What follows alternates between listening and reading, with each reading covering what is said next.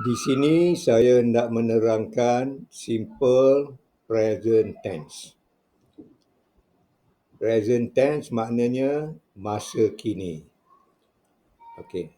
Ia digunakan untuk tindakan yang berlaku sekarang atau perkara yang umumnya benar. Contoh, saya makan sarapan setiap hari. In English, I eat breakfast every day. The main verb dekat sini, I eat. Eat. Yang kedua, dia berjalan ke sekolah. Ini sedang berlaku sekarang. In English, he walks to school.